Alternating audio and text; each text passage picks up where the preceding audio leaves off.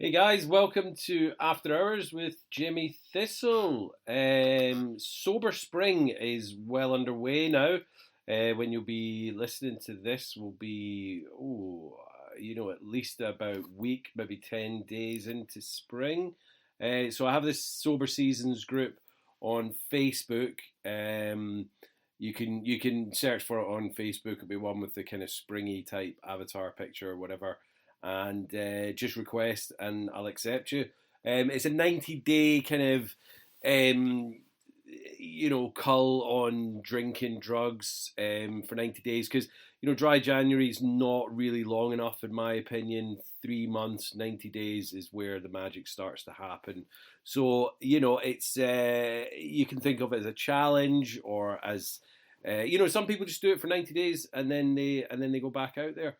Obviously we want people to kind of if it is a problem for you drinking or drug taking, then to use these 90 days to fully get into abstinence and then live a better, more fruitful life away from the forbidden fruits. So yeah, have a look at my Linktree on my Instagram, or as I say, search for Sober Seasons on Facebook and just add yourself. Tonight on After Hours, I don't know why I keep saying tonight. I'm not even recording this at night time. It's daytime. I don't know why I'm doing that. But today on After Hours, we have the amazing, incredible Leanne Bayliss. You might know her on Instagram as Sober Little Mother Red. It's a bit of a tongue twister, but that's Leanne Bayliss, Sober Little Mother Red. And she's got an incredible Instagram account. We've been following each other for a number of years now. I think maybe 4 years. So we're both kind of a couple of weeks between us. She's in July 2020, and I'm in August 2020 so maybe a month of our sobriety dates. So yeah, both obviously smashing it. And as I say, she's got an incredible page. She does so many different, types of posts and encouragement and support for people. She is a sober coach, life coach now as well. And her stories just, it's amazing. Some dark times when she was just, the kind of habitual party girl that would just go out with everyone and anyone, get herself into some really nasty, dark, sticky situations, and she eventually became a mother, and something kind of changed in her. So this is Leanne's story, and I knew quite a bit about Leanne before, but there was some certain bits in the story that just really opened my eyes up as well. So I hope everybody enjoys this episode. And see you at the end of the episode. Cheers, guys. Bye bye.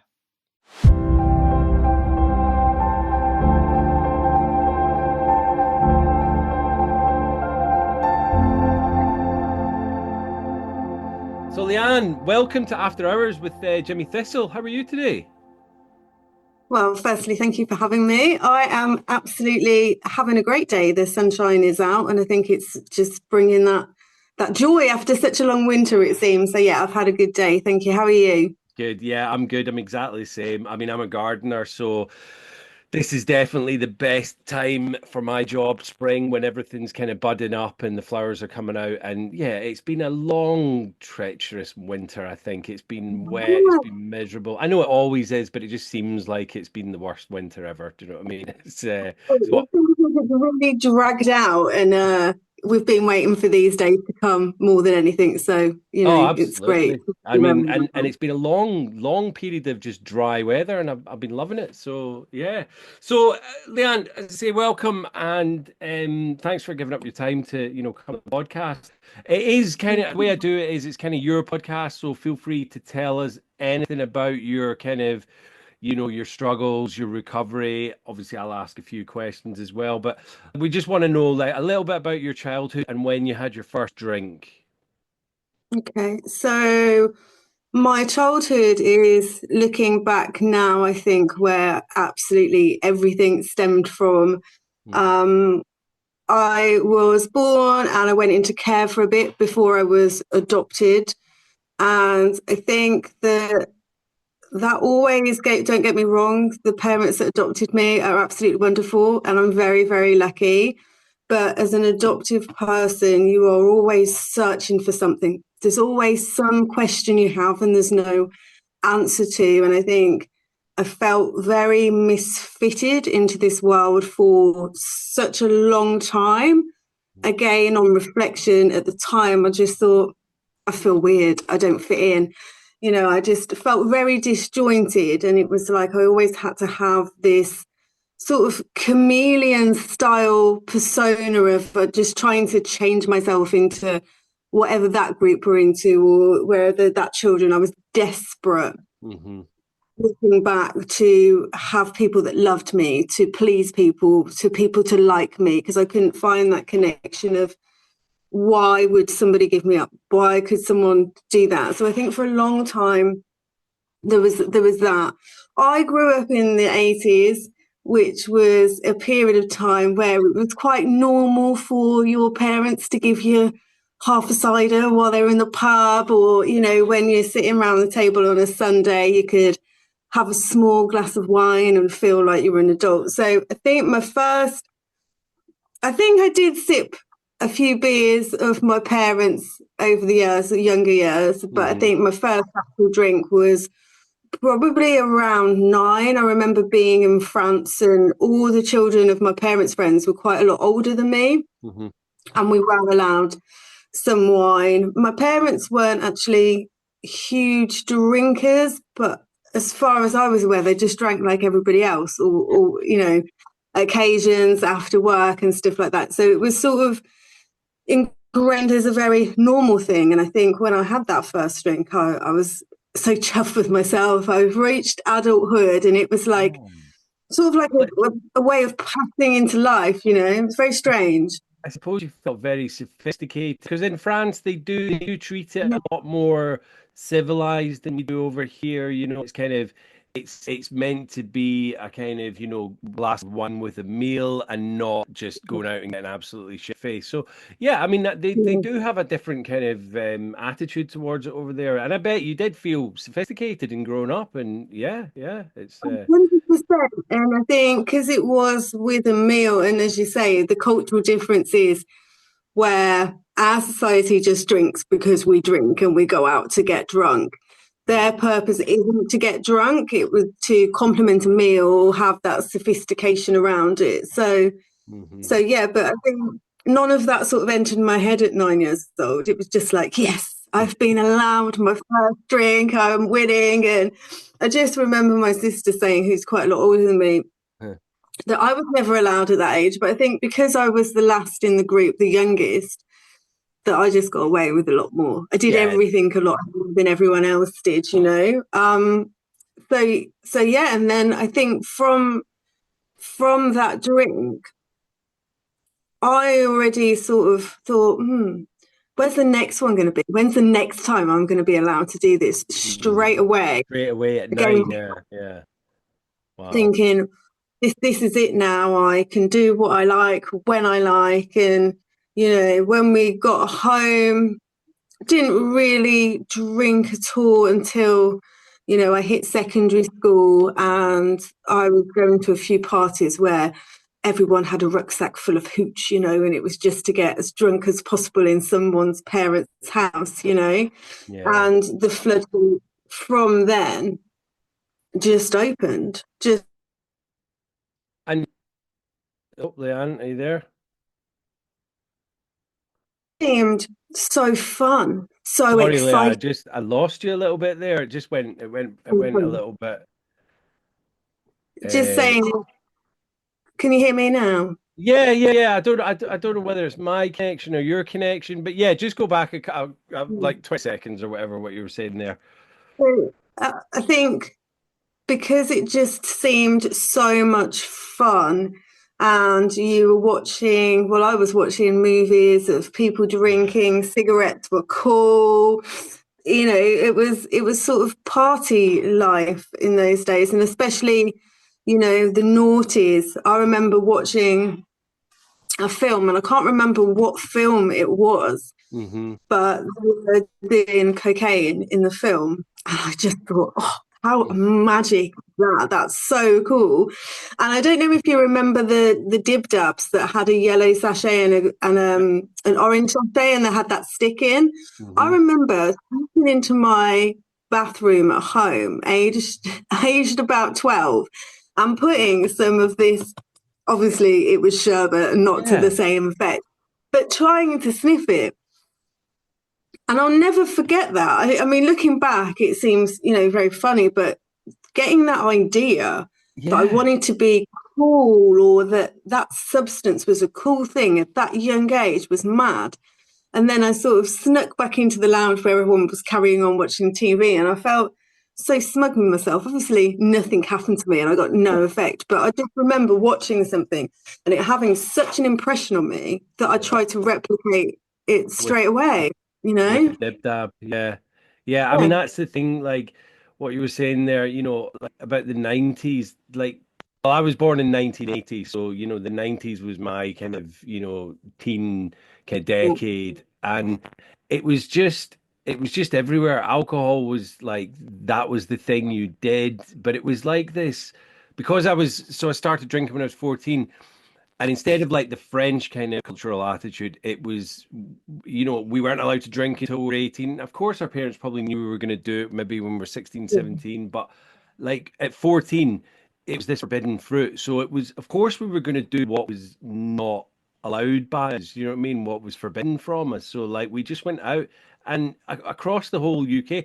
I don't know what it's like now because I'm not a teenager, but like the 90s and early noughties, like it was just parks after dark was just full of kids getting, completely trolleyed on it, like you say, hooch, merry down, all that kind of stuff. 2020 Mad Dog, all of that kind of stuff. And I Yeah, think yeah, in that period of time, I don't think, I mean, I've had a very open conversation with my parents recently, actually, and they were unaware of the consequences of drinking. mm, And because their parents did it and their parents' did it, and it was, this is part of culture. We go to the pub after work, we meet friends, we do all these things. But the health lifestyle, like, we're all learning how bad smoking is now. We're all learning what drugs and the change in the drug scene has actually done and how it affects yeah, society.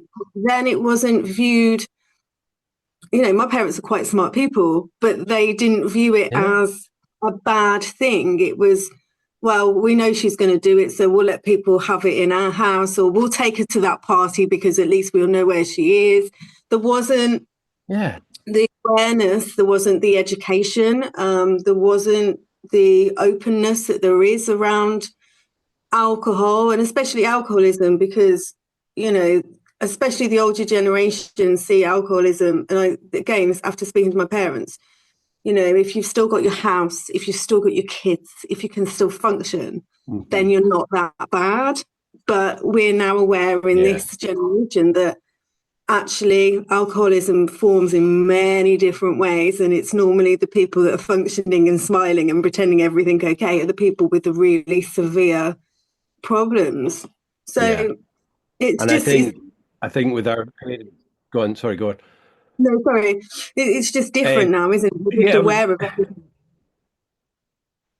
yeah, yeah. And I think with our parents' generation before them, like, so it's called Alcoholics Anonymous. It was like, let's keep you guys behind closed doors. We don't want to know who you are. There's a stigma around that. Alcoholism was almost seen as a kind of weakness, and it wasn't as rife. I mean, it was always rife, of course it was. There was lots of, alcoholics and drug addicts about, but society kept them hidden. And so it was kind of like you could drink, but people didn't really, as you say, people didn't know that like it was so damaging to their health or their mental well-being and all of these things. And it's like now likes of you, me, all the other ones, on Instagram and thousands of others that are just kind of banging that drum and trying to make people kind of understand that it is addictive. Just having a few glasses of wine a night is going to lead to problems, and it doesn't matter who you are or what you're doing, that can and will have detrimental effects on your life. Of course, there are people that can drink and leave it. My fiance is one, and she barely drinks, but she'll have a night out every now and then that's her done. And but I can't do that. I don't think you could do that. So yeah, it's so where did how did your teen years kind of develop, and what was work like and school like, these kind of things? I think I mean, I did quite well at school. I'm not too sure how, Right? Yeah. because I was so interested in doing other things. I was more interested in out school life, again, all in my teenage years. I was very disconnected with myself Mhm. and I didn't really know who I was. I had very low confidence, low self-esteem. I suffered with severe mental health issues that weren't diagnosed till later on in life. So I was juggling a lot of things. And I think that's Yeah. where alcohol came in. And at the time was like my sort of band-aid. It gave me the confidence to talk to people. It gave me the confidence to go places. Because now I've been diagnosed with ADHD and I've got post-traumatic stress syndrome, lots of Lots of, different yeah, yeah. strains of mental health. And because I didn't know anything, it was like I was spinning a million plates at once. And what alcohol was doing for me was just sort of making everything stop because I was just drunk. So I couldn't really Yeah. focus on other parts. But the downside of that was actually making sort of everything worse, everything that I was going through 10 times worse. But it was just that hit to make everything sort of slow down. Hmm. And I was just focused on a good time, and I Yeah. remember being 15, 16 and just going, you know, I just want to live till I was, comparing myself to people like River Phoenix and people like that. I just want to live 27. till this age. I want to have I Yeah. want to have a good time, not a long time. And, sort of putting that death wish on me. And I was known within all my friends throughout my college years as well. She's the one that will just do anything, I'll Mhm. take drugs in college. I will drink and stay out. If anyone wanted to go out, ask Leanne because she will definitely not say no. So I think I hit the party scene very hard, very early, and maintained jobs throughout that. Nothing that I particularly wanted to do for a long while. It was just funds to pay bills, to get money to go out. There was Yeah. no, Yeah. Like for the weekend type thing. Yeah. Yeah. yeah, just completely living for the weekend and letting myself get in terrible situations, surrounding myself with, I can say this, terrible people, Mhm. and I look back and it's one thing when you are sober and you are sobering up, you think, do I miss some of the people that I have disconnected with through my sobriety? And actually, you sit there and think, you didn't actually know those people. They were just people that would stay out with you, or people that would sort of jeer you on to doing your worst behavior because they wanted to be at their worst behavior as well. So the school years, as I said, I did well and I did well at college, but it was just all about living for the weekend. It was all about me wanting to. I recently did a post on this as well. I just remember sitting there thinking, I want to be some kind of Pablo Escobar. Mm. There was this, what my life is going to look like. There was no thought about the future or kids. It was just about having money, cars, drugs, cigarettes. If I got to 40 and I was on a yacht, just being able to sniff coke and smoke cigarettes all day, then I'd won. That was Yeah. like Yeah. winning in life for me. That was all the vision. Yeah. My vision board wasn't, But we it was imagine, terrible. like to me, like I mean, I'm exactly the same as you. Like Jim Morrison was my complete idol at the time when I was like teen, early 20s. So, he was one of the 27 clubs. So it was like, you know what, if I can make it to 27, boom, that's fine. But likes of you were, if we get to 40, which, is the year I got sober, but like being on a yacht. and drinking it up and smoking it up, but like our insides would be wrecked. Do you know what I mean? And it's like in our head we're imagining this kind of glamorous look and all that, living on a yacht. But the people that are doing that at 40, 50, their insides are absolutely wrecked, and they're not happy. They're not happy. I mean, I go to the meetings and every single person in there is miserable. So it's we glamorize it and we make it up in our head. Like for instance, today I was driving back from work. And every now and then things will pop in. I was just reminiscing about um like my life maybe about 10 years ago, maybe longer, and I was thinking, oh, do you know what? Just for a split second it popped in my head and it was like, wow, that was a good time, wasn't it? And I was like, I argued with myself. It was like, no, it wasn't. You were absolutely wrecked.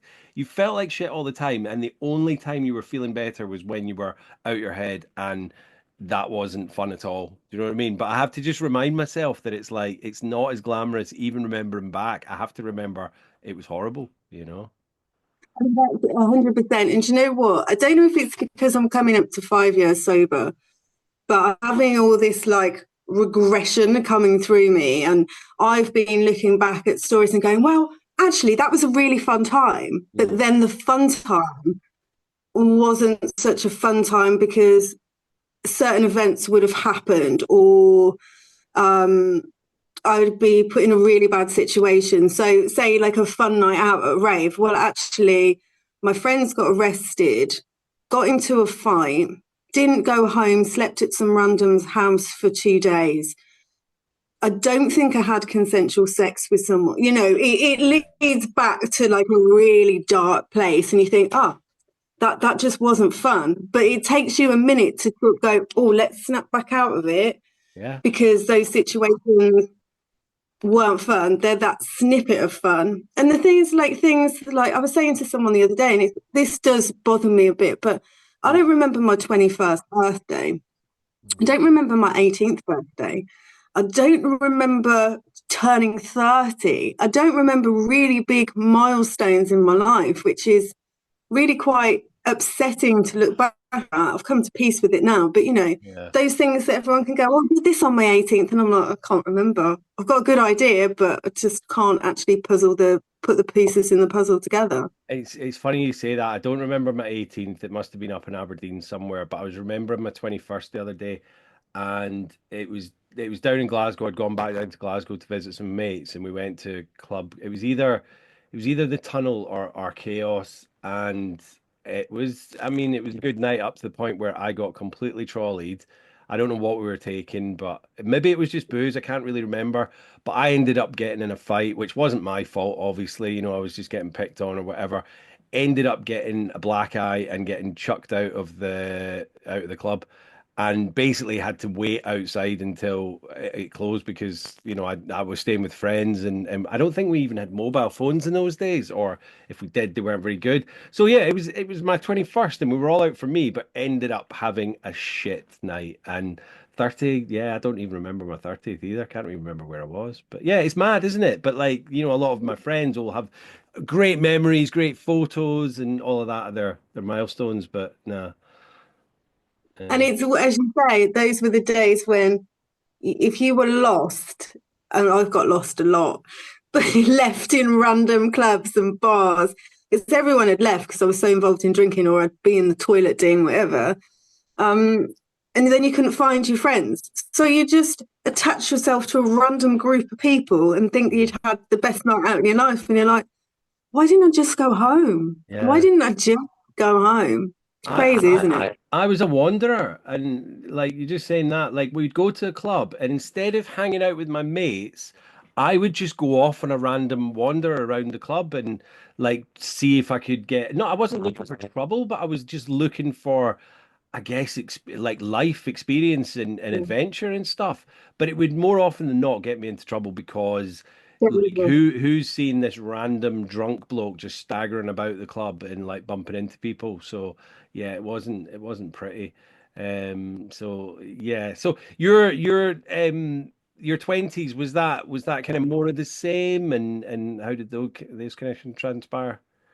It was completely more of the same. but it sort of escalated. I wanted to hang out with older people because I thought they had more of a grip on their reality. My friends from college were sort of going off to uni, finding careers, finding partners. So I wanted to find the people that were still out to have what I thought was fun. And it just spiraled more. I was doing more drinking because I had more money coming in. I was heavily into raving at the Q Club in Birmingham. That was just something that you would work. I would go without eating for a week before, just so I had more money to take me to the club to have again what I thought was more fun. Yeah. And it just spiraled. And throughout that, I was also having terrible relationships because I didn't value myself, because alcohol and drugs that completely took over my mindset. You know, looking back, I would only go out with people that were heavily into what I wanted to be into. Yeah. I would put myself in dangerous situations, and I was thinking that I was living my best life, but looking back, I was just absolutely living my worst life, really. And I think in my early 20s, I lost a couple of people within my circle to some friends getting in a car and driving drunk and on drugs, smashing in 2 or 3, and 3 of them died. And even then, like, the realization of what this could do to you was just, oh, it will never happen to me, so let's just carry on and be absolutely just ignorant to the rest of the world. But during that time, I still kept a job. I still had a close relationship with my family. I still had friends, even though my relationships, what I would do, I don't know why I'm laughing, but I would be in one group, and then I would do something, or I'd have fraud, or I'd be coming off the back of a come down and I'd instigate fallouts. So then I'd move on to the next group, and I basically just hobbit myself around for whatever group would accept me, or I hadn't pissed off too much. I didn't really have great anchors throughout my 20s. I just had associates. I didn't really have close girlfriends. Most of my friends were male because men like to go to the pub more, and I want to go to the pub more too. Yeah. So 20s just felt very uncomfortable, but I think understanding the dangers of what I was getting into started to hit me then. And when I was 25, I had a terrible night out. I think that night I was robbed, I was beaten up. I believe, but can't remember if I was sexually abused or not that evening. And I just woke up the next day and thought, I'm not drinking again. And that actually lasted a year. So it was unintentional sobriety. And I felt really good. Yeah. You know, I started to go, right, I want this job. I'm going to go and get this job. And I got it, and I was smashing it, and I was earning great money. And then the one day at like a works conference, someone just turned around and said, do you want a glass of wine? And without hesitation or anything, or without even thinking about it, I just said yes. And then the next 7, 8 years of my life were the worst chaos from that one drink. And that person didn't push me into having it. That person didn't make me have it, but I didn't question myself before I'd had it. So I'd come off the back of having a year of sobriety, which was beautiful. And I was in that year, were you like you were saying, all your kind of like group of friends that you were kind of, you know, hip hopping about, did you stay in touch with a lot of them, or did you just kind of cut ties with those people for a year, or how was it? I think I've cut ties with a lot of people because I knew that if I was around those people, I would go back to doing that thing or putting myself in dangerous situations. But I think because I was so career focused at that point, I really made good work colleague friends, and, you know, I'd go home and work basically. My life was very just work, get ahead of the game, because I really felt at that age that I was a little bit behind in life. You know, I was seeing people buy houses and things like this, and I was like, oh, Yeah. I'm just getting a proper job, you Tell know, me what about it. they Tell me about it. Yeah, absolutely. So, yeah, I had disassociated myself with people, but I had sort of made new friends. And at work, because it's a place where, well, unless you work in a pub or something, but Yeah. you don't really talk about drinking or stuff. Or if you go to the pub after work, you could go for a Coke and then say, oh, I've got to go to the gym or something. There was none of that. You don't have to, I didn't have to be open about it. And because it wasn't planned sobriety, I was just in my head not drinking. Yeah. They didn't feel that pressure. So, So you didn't yeah. have And to then, make excuses, and even if you did, you didn't really think much about it because it wasn't like I'm not drinking and you need to respect me on it and all that kind of stuff. Yeah. yeah, 100%. And I think there was no, I mean, I'm not naive, but in my world, sobriety sort of didn't exist when I was 25. I Yeah, I was mean, just, just so, I mean, I'm not going to ask your age. So I was born in 1980, but I've got a feeling you're around the same kind of era I'm as me. 83. I was born in 83. Okay, so yeah, so similar age. So I guess there wasn't like in our 20s, which would have been early noughties, there was no such thing as people our age that didn't drink. And if they did, I didn't know them because I would have been like, what do you mean you don't drink? Right, I'm not speaking to you ever again. Do you know what I mean? I wouldn't, not it'd be horrible to them. I just wouldn't have them in my orbit because Yeah. what good were they to me? Do you know what I mean? It was, yeah. That's exactly it. And that's the mad part about it looking back now is that I do, I feel shame on myself for Yeah. shaming people. And I had one friend in my big group of friends going through college, and she didn't actually drink. Hmm. And she said that she was allergic to alcohol. So everyone just sort of accepted it. Speaking to her later on in life, she was actually the child of an alcoholic. And Right. that's why she didn't drink. But she said, obviously, I told everyone that I was allergic because I didn't want to explain Yeah. myself. But then That's really at that clever. point, yeah, I didn't really think that, a bit like yourself, that sober existed, or why would I want to be around sober people? Sober people are boring.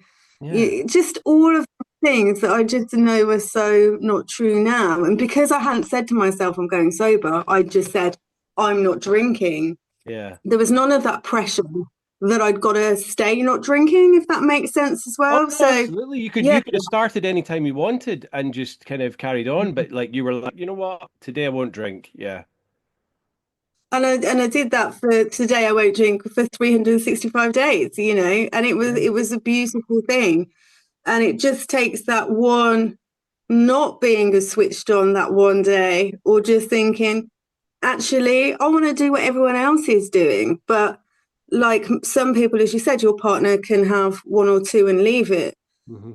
As soon as that glass is in my hand, not even before I've taken a sip, I'm gone to the next level of play. So it's just that thing that I just can't do. And I learned the really hard way, because that one glass of wine, in one sense, it changed my life for the worst.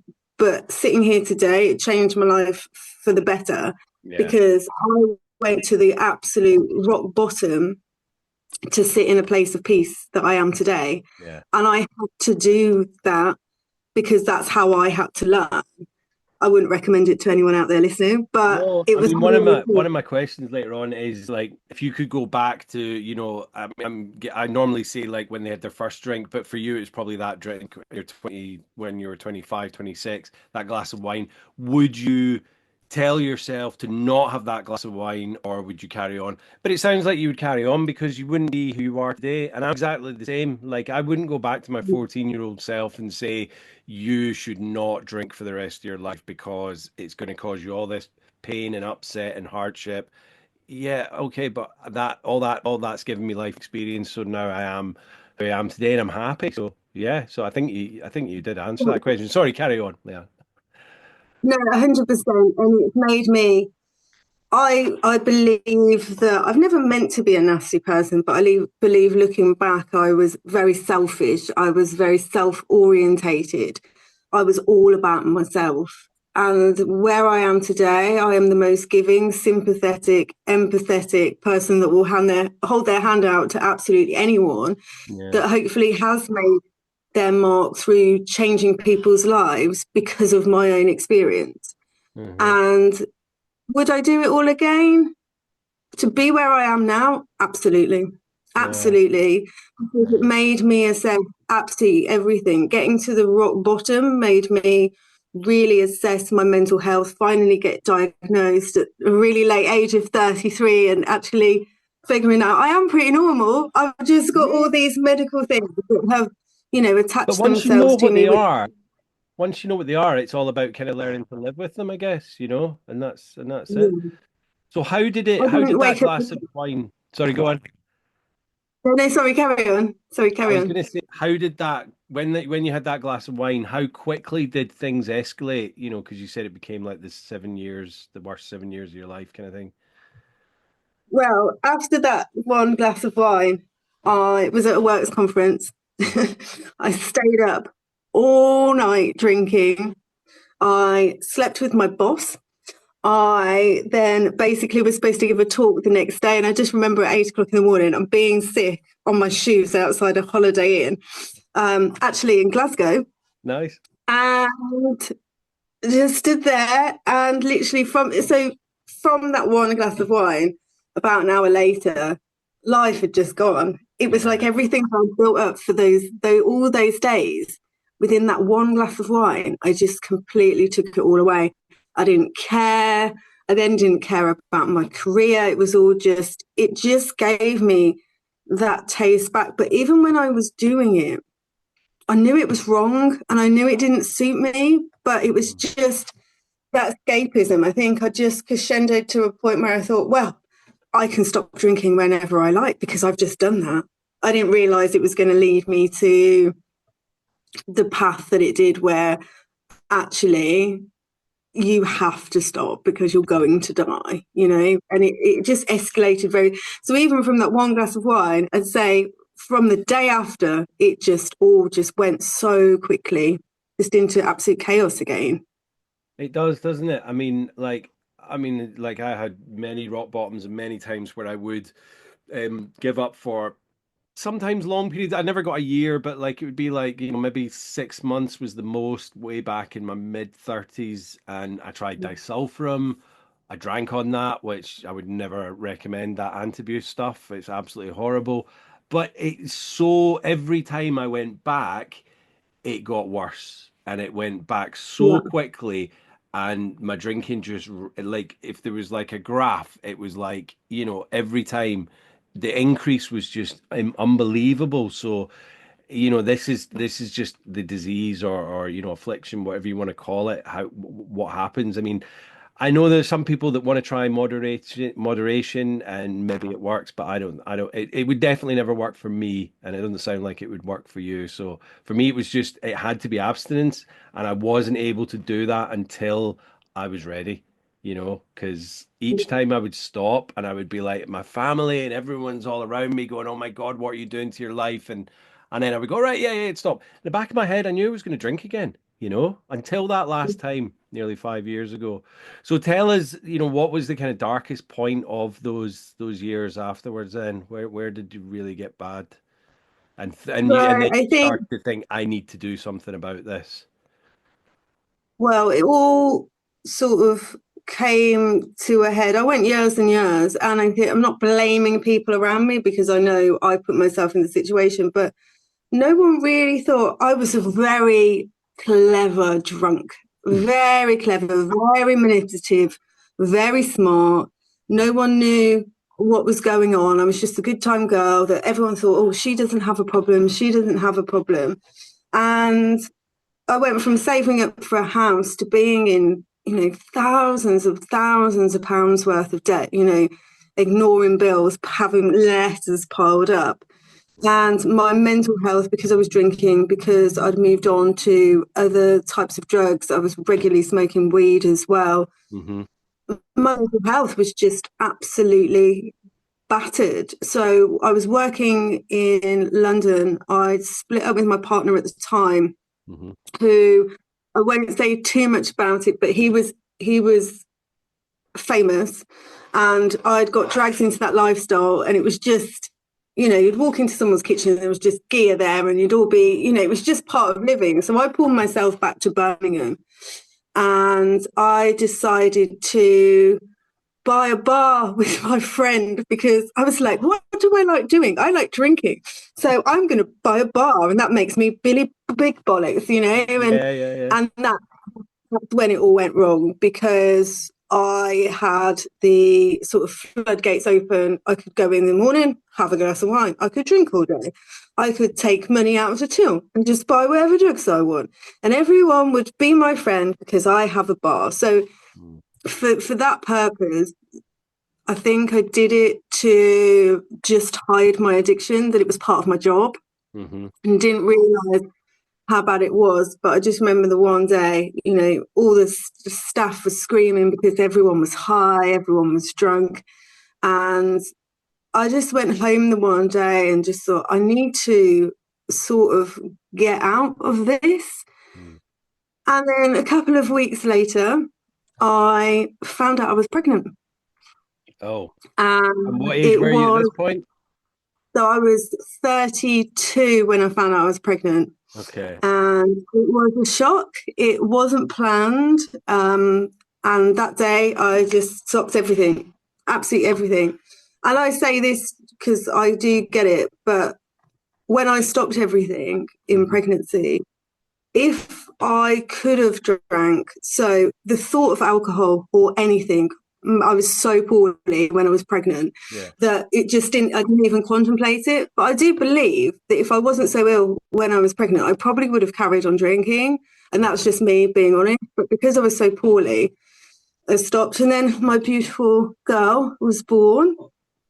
And she was very, very poorly.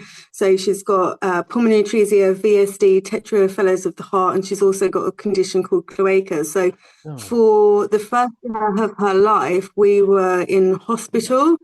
So drinking wasn't happening. I was this new mom, but I was suffering with postnatal depression, my anxiety disorder, single mom. Her dad didn't want to be worrying involved. About your daughter as well, Yeah, the stress and the pressure.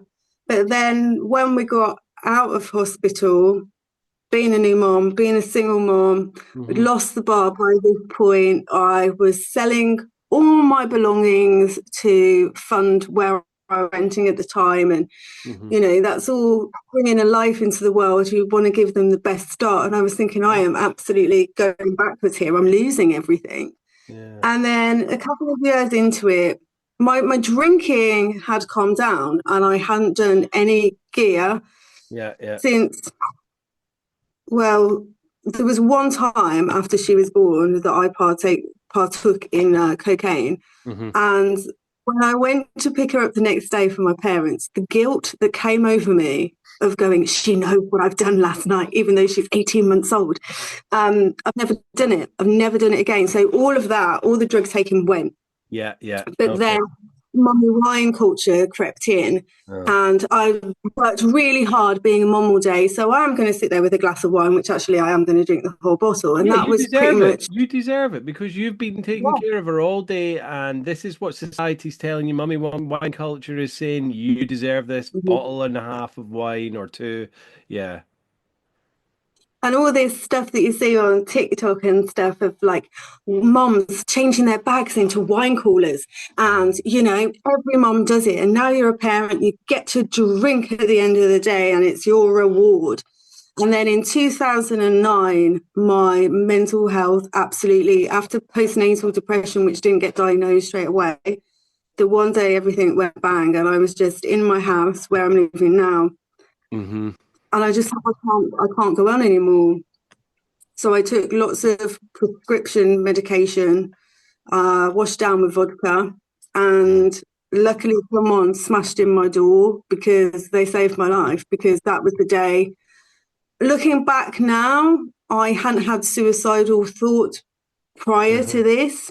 It was a literal reaction to just this bang in my head, and it was like, the best thing for me to do is just leave this world, and that's what I'm going to do. Oh God. And then the day after I came out of hospital, they were trying to get me in a psych ward, but it was actually my midwife and health worker for my child, because I have her for longer because Darcy's not very well. I was like, look, if I go in there, it is not going to help me. I know what I've done. I know, I don't want to do this. So she basically wrote a plan for me to stay out. So I didn't go into, because that would have just tipped me over the edge, being separated from my child. I had lots of therapy, and I remember the therapist saying, have you ever thought about not drinking? Because that will really help your mental health. And I kind of laughed about it. And 2 weeks later, had another meeting, asked more questions and more things about it, and was like, out a couple of times, but I never had more than a glass of wine when I was out, because I was frightened about what it was going to do to me. And then in 2000, I went out with one of my friends, and I bought a glass of wine, and I took a sip, and I put it down, and I've never picked one up since that day. And when was that? Sorry, go on. It was the 25th of July, 2020. Wow. Wow. I'm the 19th of August 2020, so you're just like, a Very couple of weeks close. ahead of me. Yeah. It's amazing, isn't it? And But that's you just had enough of it. That was it. You kind of thought my life isn't benefiting my life any way, shape, or form anymore. I'm not getting anything from it. And yeah. But Wow. it's like you said before about the graph of how it was destroying your life. I would go back to it, but I wouldn't call it periods of sobriety, but I would go, no, I'm not doing this. Yeah. Then I'd know in the back of my head to do it again. No, I'm not doing this. And I'd sort of flip flop quite a while. But Yeah. every time I did that, I learned something more. And I truly believe therapy and everything that I was going through at the time, and actually taking meds for, ADHD and lots of different things, actually put me into a frame of mind of, actually none of this is good for me, and I Yeah. have to completely stop it. And that day I just thought, I've had enough. When you get to the point where you look back over the years and you think, actually, I walked away from that abusive relationship with that man. hmm hmm Why am I not walking away from alcohol? I mean, Yeah. people get put in prison for coercive behavior. Alcohol, I can go to Morrison's and buy some in a minute, Yeah. I'm not, I just got really cross, not just with myself, but I was like, I am not being controlled anymore. Mm. I'm this beautiful little girl, which, if you knew our relationship now, I would never be away from her. No, My I mean, I life is see your devoted to Instagram and she's beautiful and you both her. have this amazing, just this unit, it looks, from Instagram and it's beautiful. And it's interesting that consultant or support worker that said to you, do you think you should give up drinking? Because they don't often say that. A lot of people and doctors and things, they're just like, yeah, we'll deal with you another way. It's not the alcohol, it's this, that, and the other. So it's good that they did kind of mention that to you. So how easy was it for you giving up? I know you just put the glass of wine down, but what was your recovery like? Did you go to meetings or? I went to an AA meeting, and a member of my family said AA meetings are just for old men. And I was like, no, absolutely not. And to begin with, I did a couple of weeks. It was like COVID times as well. So I felt Yeah. I know people had a horrible time in COVID, and I don't mean it like this, but it was the best excuse, because I wasn't having to tell people that I couldn't go places. I couldn't leave my house and go to the shop anyway, Well, we had to queue because for like hours, didn't we? So, in 2 meters or whatever. So, we weren't allowed. We had to completely lock down in our house because of ah, Darcy's medical conditions. of So course. it was quite, a peaceful thing, Yeah. just growing veg in my garden and not drinking, but not having to make the excuses for not drinking. So I found it harder sort of towards 6 months to a year, because actually I started to integrate with society again, and people hmm were like, but you're the biggest drinker, why aren't you drinking? And I remember the first time I went out sober, it was one of my friend's birthdays, and someone actually pulled me to one side and they were like, what have you taken? Because I was so on edge. My Oh, anxiety, it was like I had been on loads, because I built it up so much in my head yeah. about how horrible it was going to be, how much I'm not going to fit in. But then the next time I went out, I said to myself, right, stop being an idiot, Leanne. you're not drinking.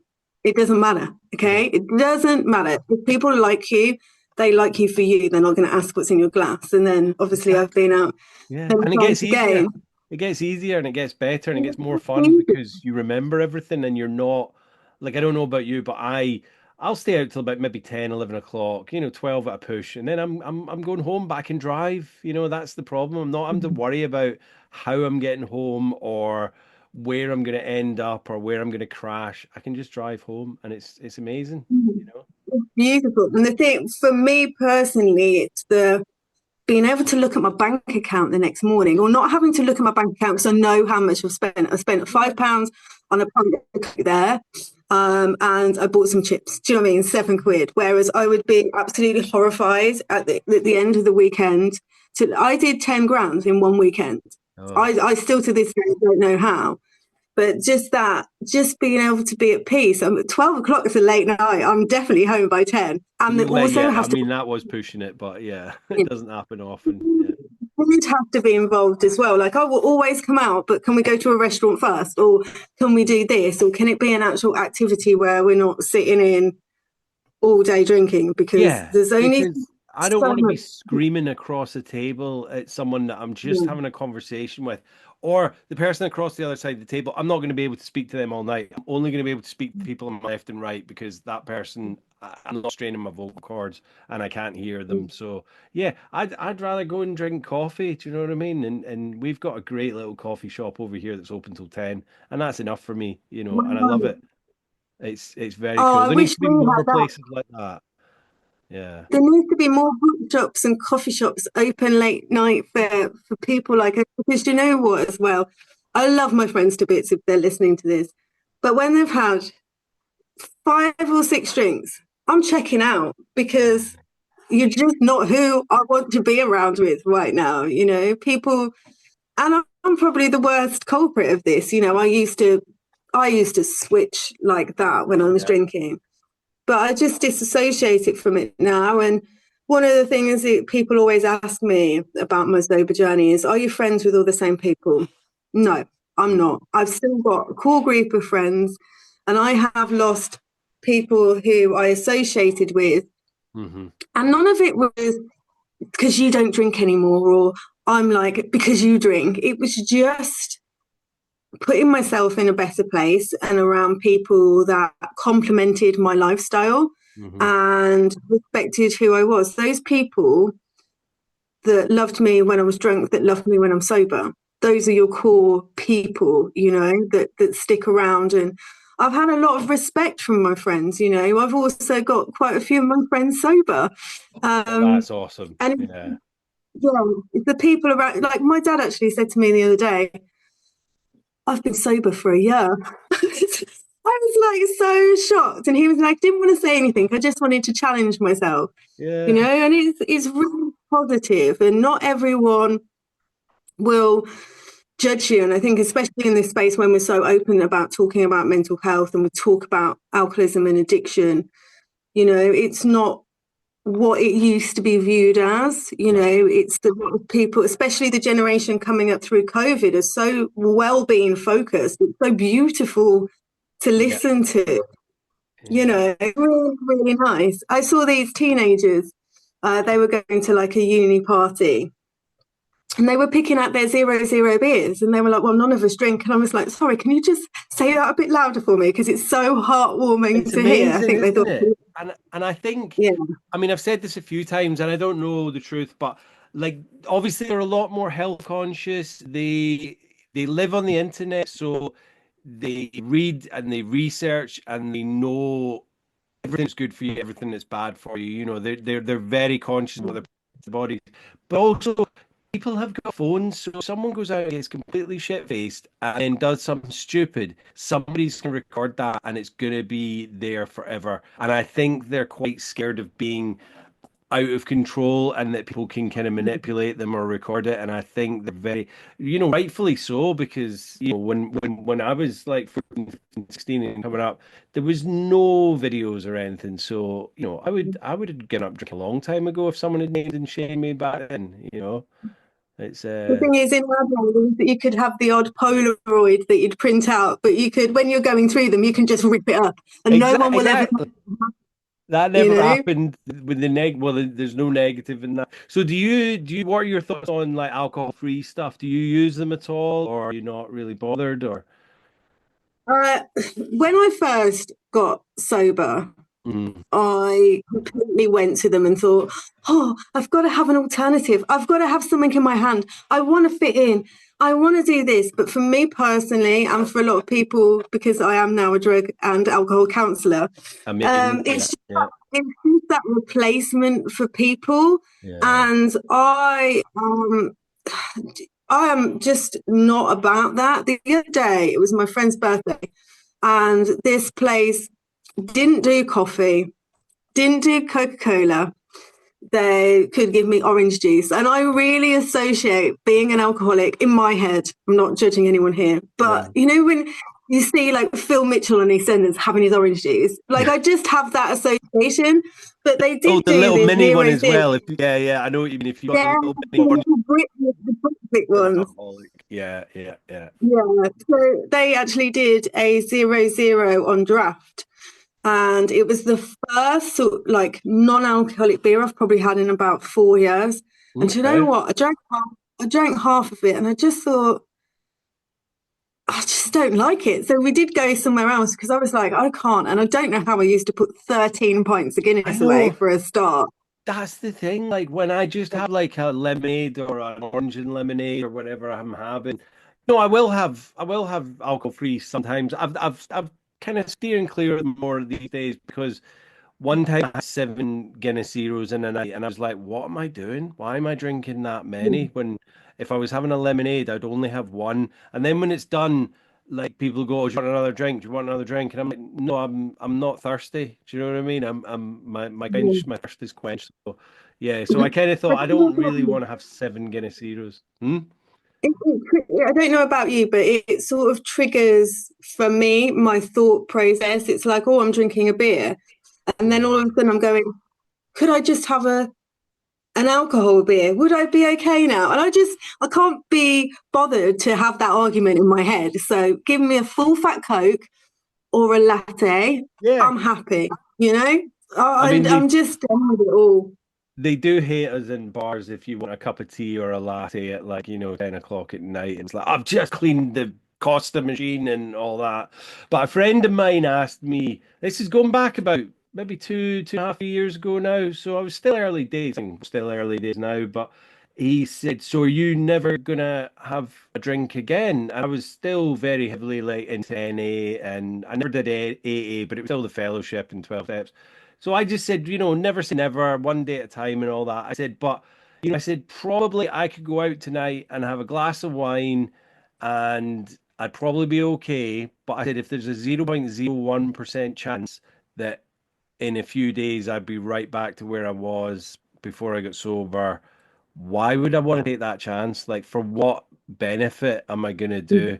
And then I said, but chances are that I'd be right back where I started, are more like 99% chance because it's in me and my body. I don't think we'll ever get rid of that kind of want for alcohol. I think it's once it's in it, once it's in you, it's there. And I think if I was to have a glass of wine or a beer tonight, I'd be a wreck by Saturday. Yeah. It's that false perception as well.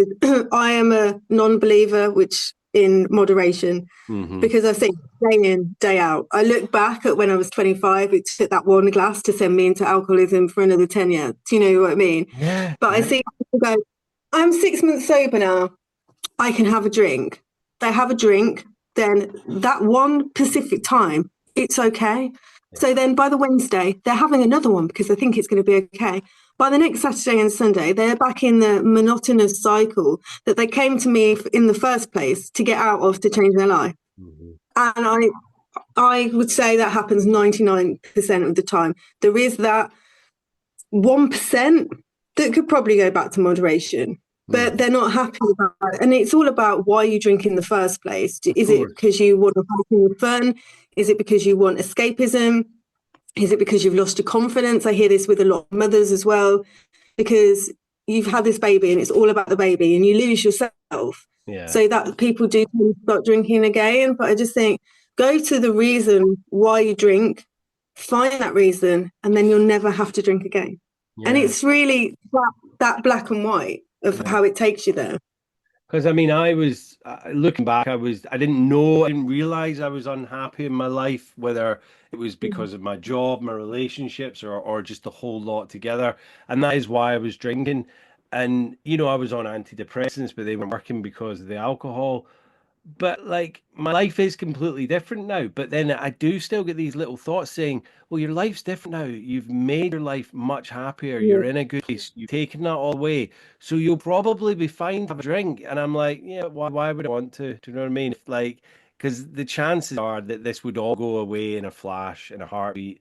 And I don't want it to go away. The thing is, because we're seeing it from this side of the fence now, I'm like, why are these people still drinking? You know what I mean? It's like, why do people still go out and do that? Like, I mean, I was speaking to because I work at a charity we call Motivate as a peer mentor, and I was interviewing the main head honcho Thea, and I had her as a guest, and she's an advocate for decriminalization or legalization of a lot of drugs because she said they're always going to be there and people are always going to want them, but by putting all the money into the drug dealers' hands is kind of, that's where the issue lies and people don't know what they're getting.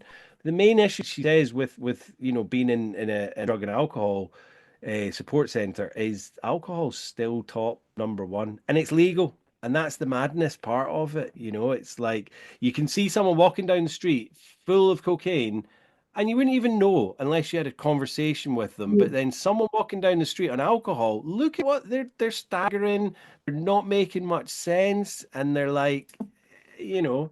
So that brings me to my question. Do you think that alcohol still has a place in our society, Leanne? I absolutely don't. I Mm, absolutely think it's criminal. It's a money making scheme. If the government bought it out today, it would be illegal. But there is that much money in the industry. I don't think, unfortunately, they will ever ban it. But I think because of the education that is being put out there around it, we mm, may come to a place of peace. But if I could tell people the devastate, not only in my own life, because I've tried to end my own life due to alcohol, but the yeah. devastation I see, the children left behind, the people in prison, because I do a little bit of work within the prison system as well, of Hmm. people that have just made a bad choice and have that stigma around them for the rest of their life. And literally, that one beer ended them up in prison, Yeah. and they've made bad mistakes and choices.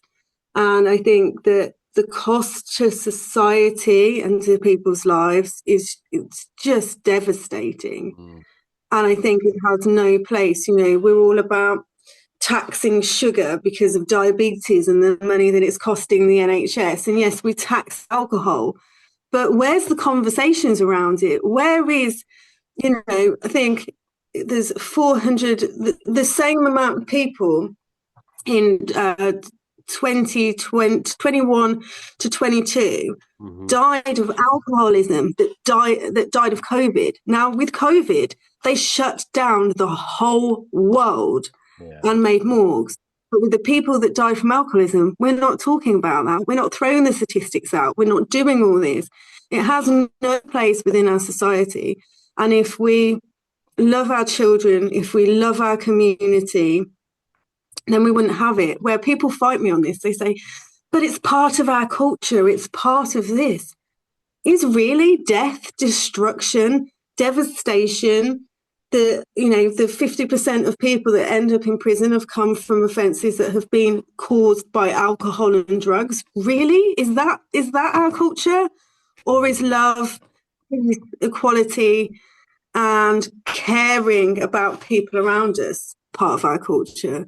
So my strong answer on that is no. And anyone that says anything, I mean, spend a day in my shoes of what I see, Yeah. talk to the parents of the children that they've lost, I have harrowing conversations with people day in, day out, and I can do my small bit, Yeah. but it's going to take a whole army. to Yeah. change the village, basically. I, Dan, I mean, that is an amazing answer to the question. You know, it's powerful and it's so true. You're so passionate about it. I am exactly the same. I hate alcohol now. I hate what it's done to my life. Although I said, you know, I wouldn't go back and change it because I am the person I am today.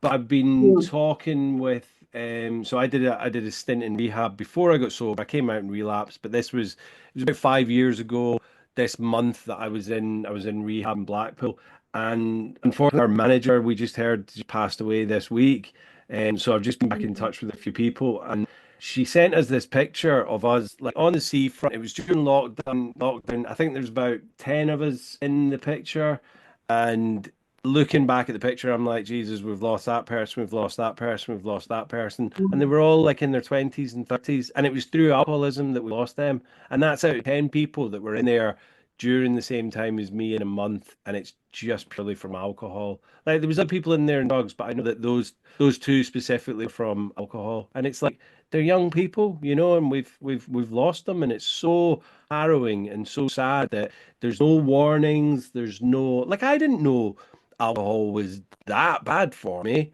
until I got sober.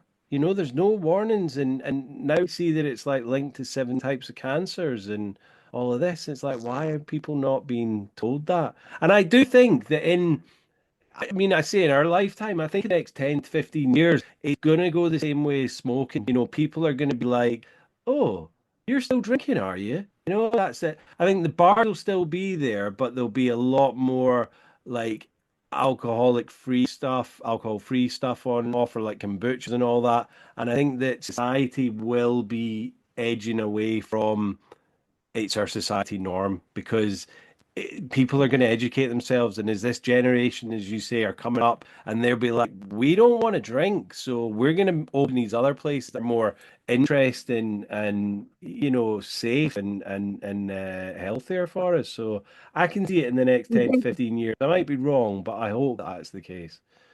I Yeah. hope that's what I think. You're so right. Rather than people thinking it's cool, it's kind of like I heard someone the other day going, "It's not cool, it's stupid," and it kind of is when you have all the facts. And hopefully, one day it will be like cigarettes, where it's behind a counter where you don't have to see it, and there's shutters, Yeah. and it's not forced in your face. But it's so true as well. Sorry that you've lost some more. I've lost so many people through this substance. And I think a lot of people think, well, they were on drugs, but how did they get to drugs? Because 90% of people that end up on drugs start on alcohol because they're chasing that high and that high. And yeah, like you completely said it there as well. We don't think it's as bad as it is for us. You know, I thought, oh, we just used to get sick because we were drunk.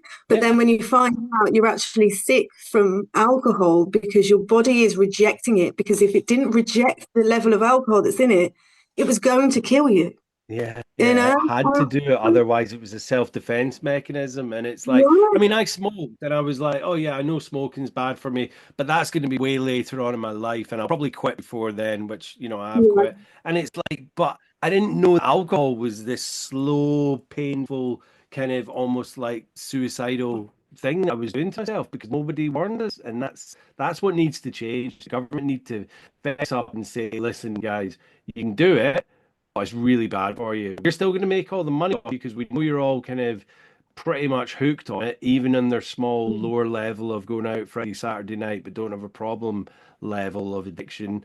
But we're gonna still reap the benefits, but we'll warn you in a few years. And that's gonna take time because with smoking, it took a long time before advertising wasn't allowed to show people smoking.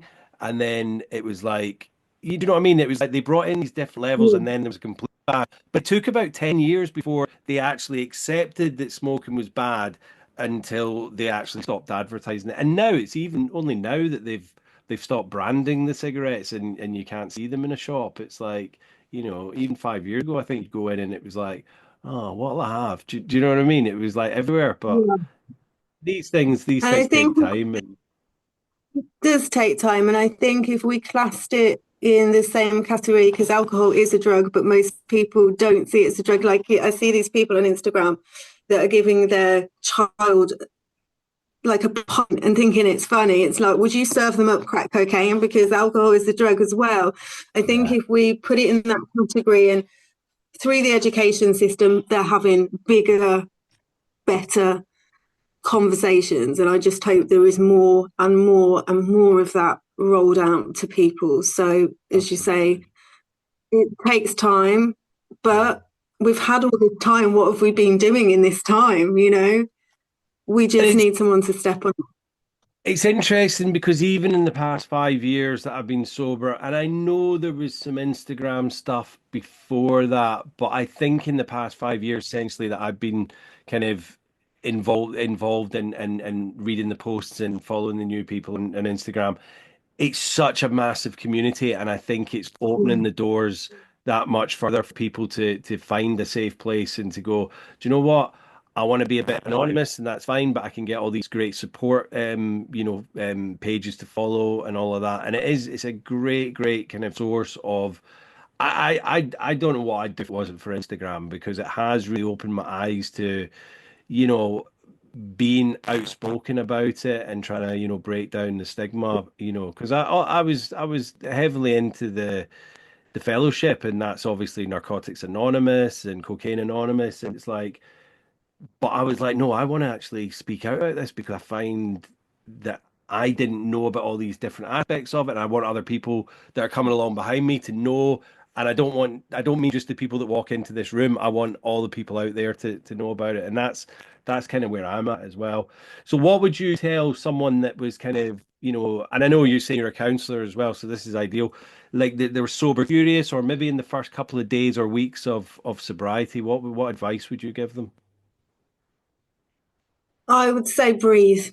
First of all, breathe. Okay. I think a lot of people go into sobriety thinking it's going to be the end of life. And from personal experience, it's the start of life to begin with.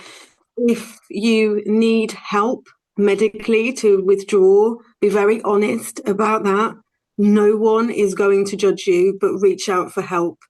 If you have to detach yourself from life for a bit, i.e., spend a month in your house, the month after that, you get to go back in the wide world. But that month of saving yourself from situations, from uncomfortable situations of having to fight your sobriety, just take yourself away, speak up, speak out. There's people absolutely everywhere from all walks of life.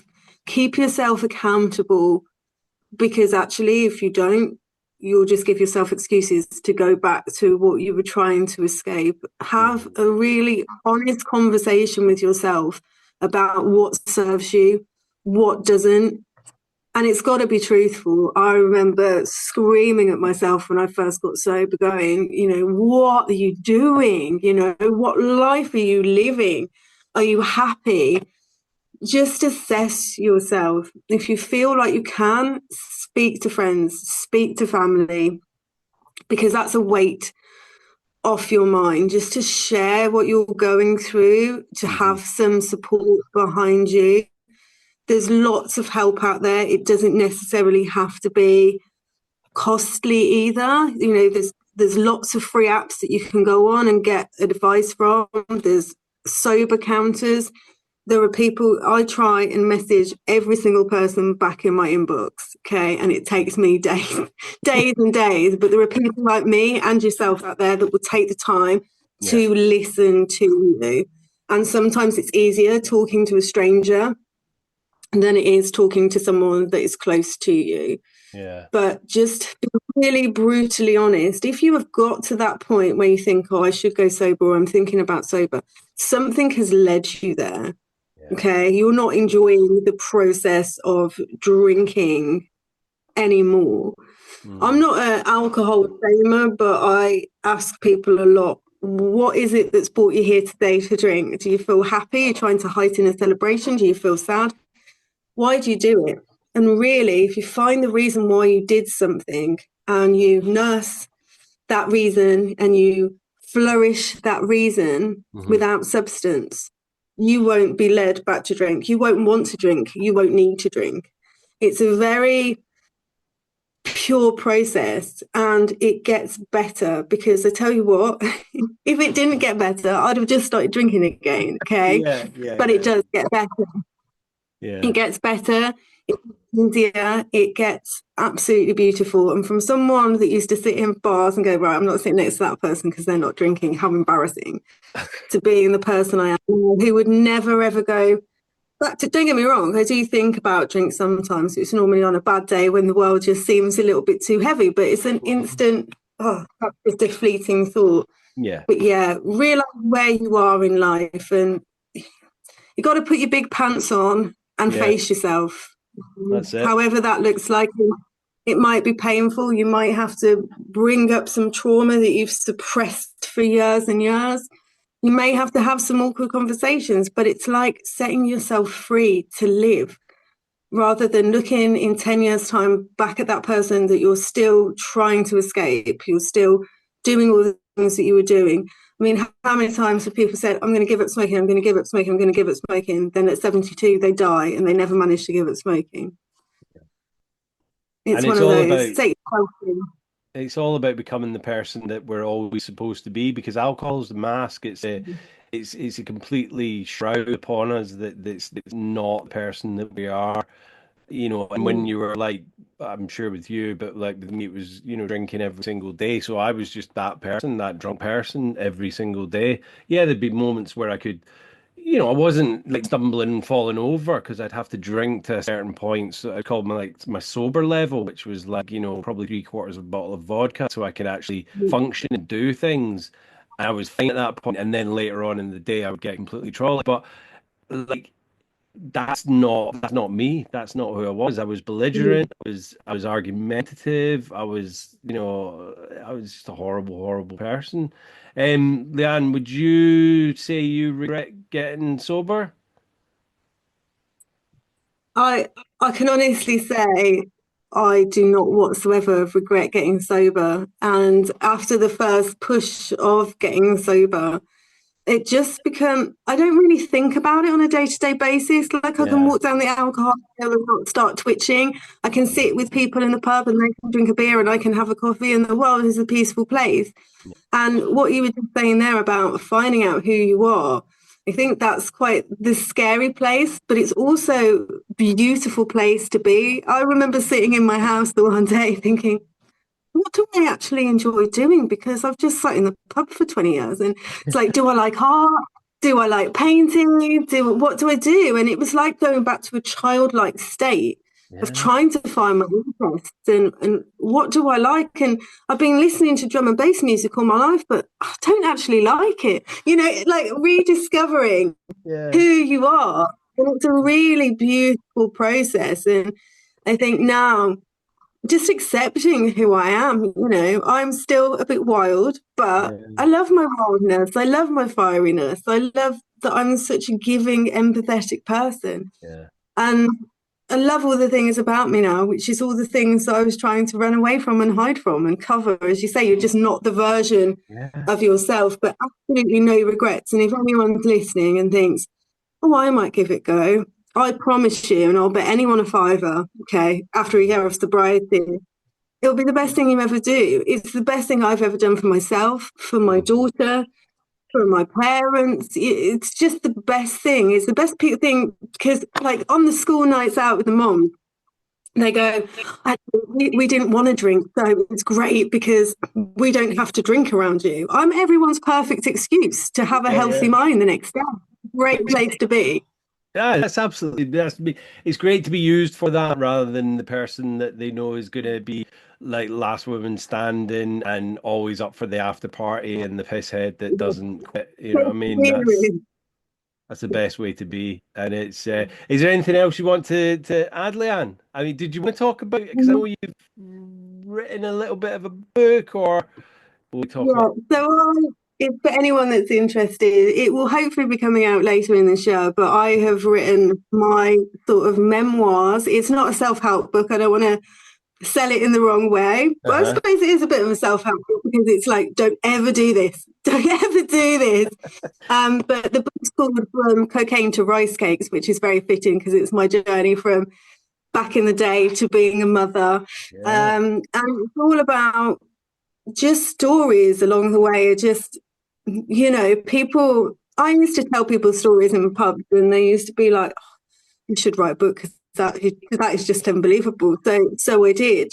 And it goes from height of happiness to real sad times. And even writing it, I went to a dark place, but I thought this is going to be fundamental to other people's recovery because things like this are not in the normal realms of living, doing all these things and behavior patterns and just hopefully highlighting to other people that change is possible.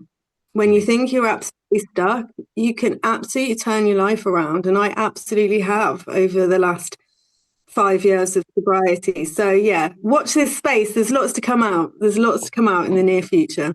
I can't wait, Dan. I can't wait. And when it does, we'll be able to put it on the show notes of the podcast. If people are still listening to these episodes, which I'm sure they will in years to come, so we'll just add it down. Obviously, I'll put your Instagram and any other details that you want on the show notes. But thank you, Leanne. You're an absolute glorious human being. So thank you so much for coming on the podcast. It's been an absolute pleasure. Thank you for having me. Thank you, Jimmy. You're welcome. Take care. Chat to you soon. Cheers. Bye-bye. Yes. Bye. So that was Leanne. Thanks, Leanne, for giving up your time to come on the podcast. Really great conversation. As I said, Leanne was, just a party girl and getting herself into some sticky situations, but finding the light at the end of the tunnel. I guess it was all about having confidence, and a lot of escapism as well, but just the fact that it is an addictive drug as well, and it just takes us by the hand to begin with, and then it just drags us down into its gutter. So it's I'm hoping people are taking a lot from these conversations, because you don't have to be at rock bottom for it to be an issue in your life. And I think a lot of these stories are kind of proving that some are worse than others, but for likes of Leanne, this just sounds like a normal kind of 90s, early noughties person, peer of mine that was just enjoying life, but it can be an issue. And I think there's more and more people that are starting to realize that, waking up on a Saturday or Sunday morning, or even on a Thursday morning and getting ready for work, and you're absolutely hanging and you don't know what you did last night, and you're looking at your phone and you're thinking, oh my God, who did I text, or what did I do with my work colleagues last night? All of these things kind of rolled in. It's time to just kind of have a think and go, do you know what? My life could be so much better without this kind of alcohol hold over me. So yeah, loads of many things touched on the episode, and thank you again, Leanne. There was a few kind of sound issues with the episode, so apologies on that. I think it's more to do with my connection, so I'll need to look into that. Sometimes it's good, sometimes it's bad. Just need to be wary on that. I don't think it takes too much away from the episode. So as I say, we're still early days here. We're just facing a few teething technical issues. So please bear with us as I kind of upgrade my equipment and get a proper hold on the podcast. But if you've all listened to this, whoever's listened to right to the end here, so thank you very much for listening to all my episodes. This season has been amazing. I think I'm going to do 25 episodes in the first season. So there's still so many amazing guests to come. And thank you to all the guests we've had so far. So we're just kind of over the kind of halfway mark now. Well, we're quite a bit over it now actually, but it's going well. So thanks for listening, Ourlings, and see you next week. Cheers, guys. Bye bye.